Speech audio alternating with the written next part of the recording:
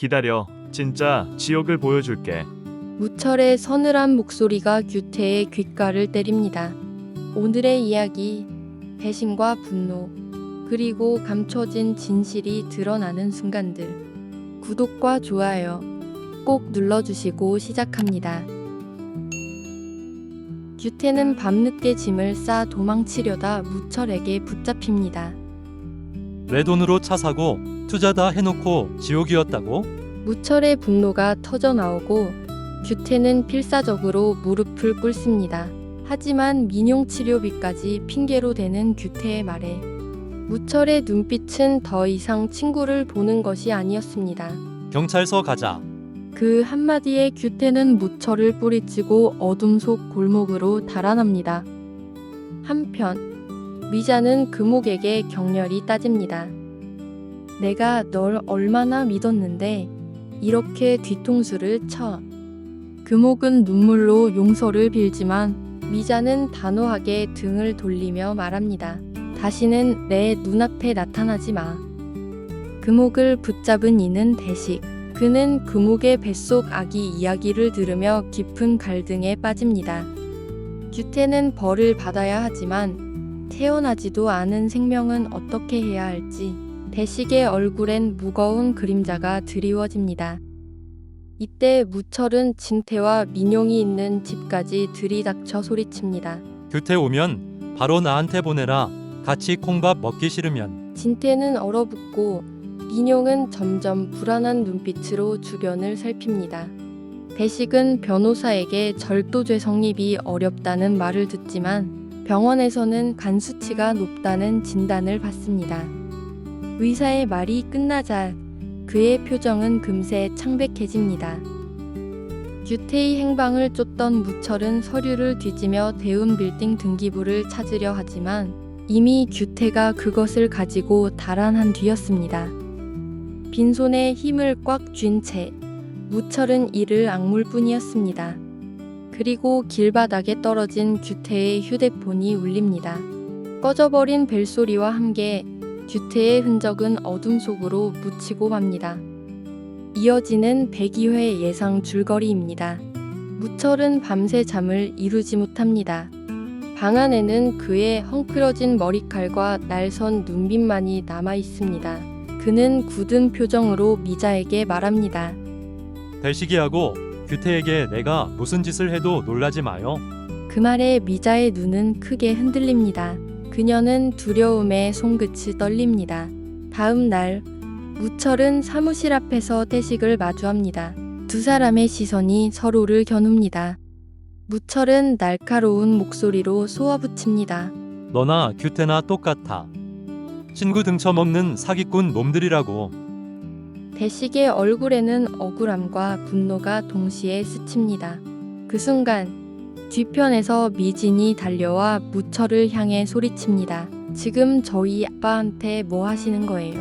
미진의 눈에는 분노와 눈물이 동시에 맺혀 있습니다. 무철은 잠시 멈칫하지만 얼굴을 돌려 행정하게 자리를 뜹니다. 대식은 딸의 손을 잡으며 한숨을 내쉽니다. 그의 어깨는 눈에 띄게 무거워 보입니다.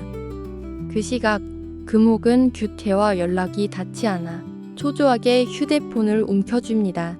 전화벨은 끝내 받아지지 않고 화면에는 부재중만 늘어납니다. 금옥은 불안한 마음에 대식을 떠올리지만 곧 고개를 저으며 홀로 눈물을 훔칩니다. 대식은 깊은 고민 끝에 누군가에게 전화를 겁니다. 목소리를 낮추며 속삭입니다. 무철이한텐 비밀로 해줄 테니까. 그러나 그 순간 집 앞을 지나던 무철이 우연히 그 말을 듣게 됩니다. 그의 눈빛은 번득이며 분노로 치닫습니다. 무철은 숨을 죽인 채 뒤돌아섭니다. 그의 가슴 속에는 배신감과 분노가 폭풍처럼 몰려듭니다. 대식마저 내 등을 치는 건가? 그는 이를 악물며 발걸음을 옮깁니다. 한편 규태는 좁은 모텔방에 숨어 있습니다. 그의 얼굴은 초췌하고 창밖으로 흘러드는 햇빛조차 두려워하는 눈빛입니다. 손에는 대운 빌딩 등기부가 쥐어져 있습니다. 민용이 치료제 그것만 구하면 그의 손등에 굵은 핏줄이 튀어나옵니다. 규태는 혼잣말처럼 중얼거립니다. 이거 하나만 있으면 아직 끝난 게 아니야. 그의 목소리에는 절박함과 광기가 묻어납니다. 한편 대식은 병원 복도를 홀로 걸어갑니다. 의사의 진단이 그의 귀에 메아리처럼 울려 퍼집니다. 간 수치가 너무 높습니다. 추가 검사가 필요합니다. 그의 눈은 점점 흔들리고 발걸음은 무겁습니다. 그는 벤치에 주저앉아 숨을 몰아쉽니다. 무철은 경찰서를 찾아가 증거 서류를 내밀며 호소합니다. 꼭 좀 잡아주세요. 제발 부탁드립니다. 형사는 고개를 끄덕이지만 무철의 마음은 전혀 진정되지 않습니다. 밤 골목길 가로등 불빛 아래 무철은 혼잣말처럼 읊조립니다. 최규태, 어디 숨었든 끝까지 쫓아간다. 그의 주먹이 하늘을 향해 움켜쥐어집니다.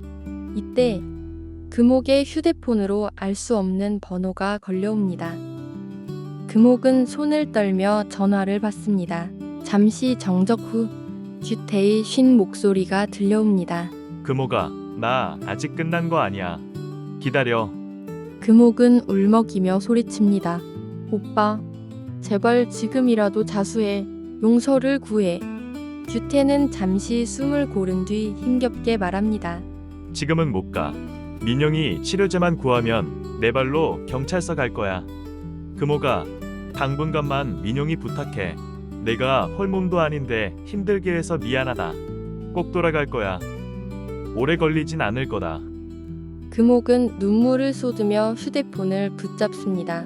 무철은 창가에 서서 바깥을 바라봅니다. 그의 눈빛은 차갑고 깊은 결심으로 가득 차 있습니다. 규태는 과연 스스로 돌아와 모든 것을 되돌려 놓을까요? 아니면 또 다른 파국을 불러올까요? 무철의 분노와 대식의 비밀, 모든 갈등의 끝은 아직 보이지 않습니다. 본 영상은 개인적인 예상이며 실제와 다를 수 있습니다. 구독과 좋아요, 알림 설정 부탁드립니다.